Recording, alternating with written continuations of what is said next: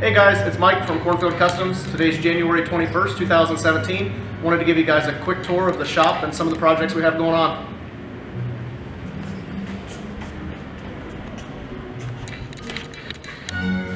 This is the white 32 sedan. It's on one of our chassis. It's been pinched 1.5 inches in the front. Smooth rails, custom boxing plates. It's got a small Journal 327 with a 671 blower and a 4-port Hillborn injector on it.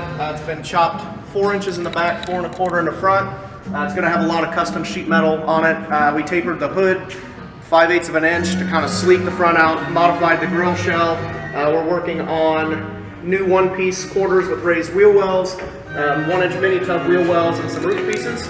I'll come around the back and I'll show you the quarter.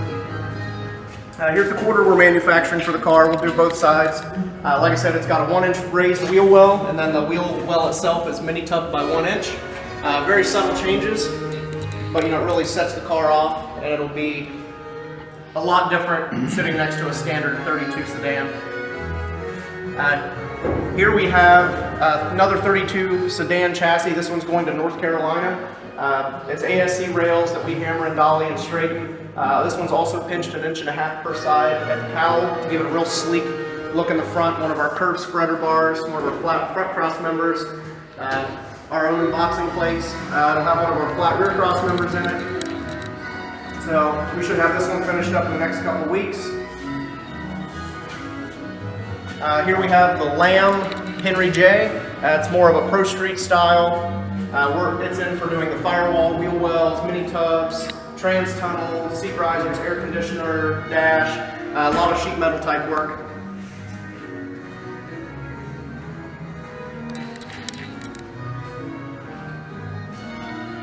We're working on this 33 Ford 5-window coupe. It came in just to have new one-piece quarters made, wheel wells, door skins, rockers, a deck lid skin, and a roll pan. The more we dug, the more we found that it needed floors, inner rockers, some frame patches, cowl patches, firewall patches. So there's going to be a lot of work involved in this car. Like I said, all the quarters, door skins, deck lid skin, all that stuff will be made here in-house. And this one should be a really nice car when we get it all done. And this is the Pacifico sedan. He's from Eastern Ohio. The body came in, it was broken in multiple pieces, so we put the body back together, put new sub rails on it. It's on a 32 chassis. He provided the chassis and then we modified it a little bit to fit his needs. It's got one of our flat front cross members in it, our motor mount kit. We set all the suspension and the steering up on it, so it's just pretty much a basic roller, so he can stick his engine and transmission in it, plumb it, wire it, and it'll be ready to roll. We have another 3031 sedan. This one's for a guy in Dayton, Ohio. It's on a Brookville 32 chassis that we're going to modify a little bit, put one of our flat front cross members in to get the nose down pretty low. We're replacing some sub rails on it, getting the structure of the body all solid. Lower B-post repair panels. We'll probably make new quarters with raised wheel wells, a new back panel. Set all the drive line up, all the suspension, steering, and this will be a lot like the Pacifico sedan, where we get it to where it's ready to be plumbed and wired, and he takes us from there to finish it up the way he needs. And this is the Ducker 3031 coupe. That's on one of our double Z chassis. It's got a flathead Ford with a T5 in it. Like I said, we built the chassis for it, set all the suspension up in it. Now we're working on sheet metal repairs. We've done lower cowl patches, lower B-post patches, lower quarter patches, reverse the firewall, smooth some of the holes in the firewall, new sub rails. We're getting ready to start on the trans tunnel and the floor to get everything else finished up, and then we'll move on to steering, mount the grill shelf, radiator, and hood, and headlights, and this one will be about ready to go, also for the customer to finish up the way he pleases towards the end.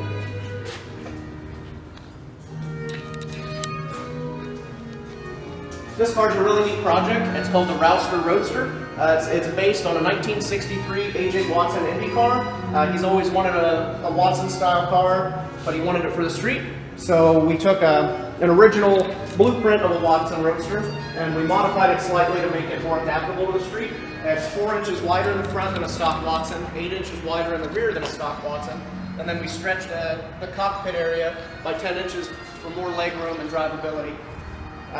It's got a French Ford flathead V8 in it with a T5. That'll be a little bit different than the Watson that usually ran the Offie, but this is what he was more into, is flathead type stuff.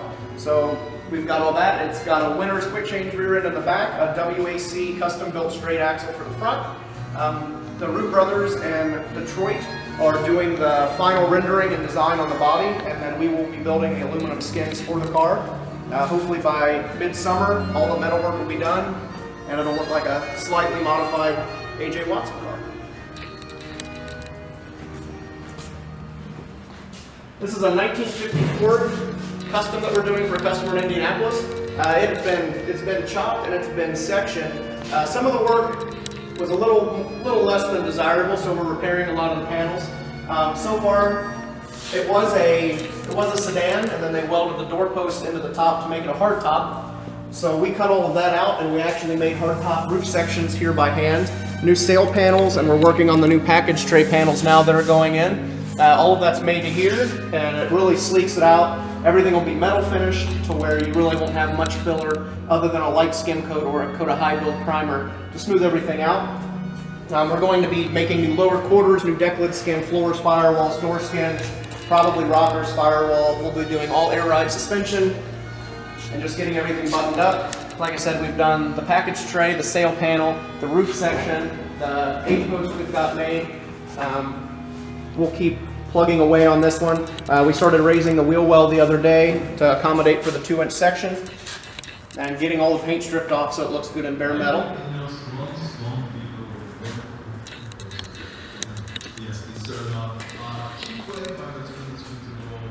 And this is a 44 pickup. We're not doing a ton of work on it. We're mainly going to make rear fenders for it, probably running boards, and adapting 39 Ford headlights into a 3-inch widened fender in the front.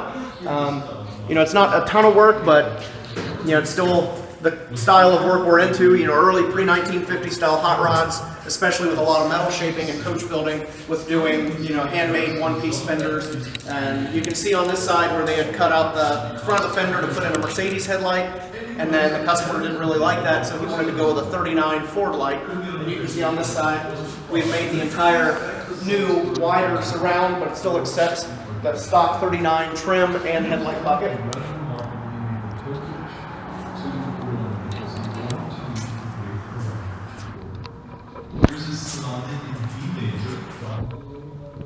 This is a Fiat Topolino body that's for a nitro-fueled altar.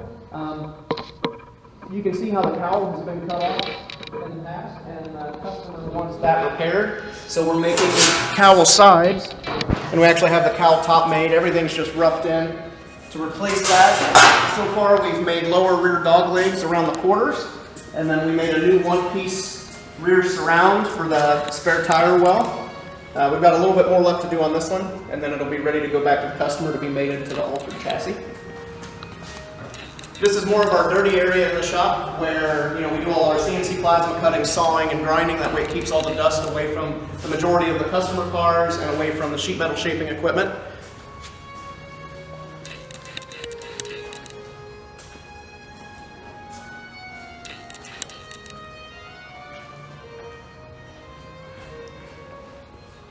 And you can see we usually pre-stock a lot of brackets, parts, signs that we sell at different indoor car shows and outdoor car shows across the country during the show season. So we keep a lot of that stuff in stock and ready to ship out. And in the back here, this is mainly our storage area and kind of waiting room for, you know, when customer cars get dropped off and they're being waited to be brought into the work area to be worked on. We have a 56 GMC truck that's going to be on a full custom chassis, air ride, Alcoa, 20-inch wheels, dually rear end. It's going to be a full custom build. We should be starting on it in the next few weeks. And we have another Fiat Topolino body that was going to be a street altered. We might be changing the design on it a little bit. We're unsure at the time, waiting to hear back from the customer. And we'll get a final design and get ready to start fabricating on it. And we have two Mustangs that are storage cars. We've got a 69 fastback and a 92 convertible. One of my employees is building this Crosley drag car.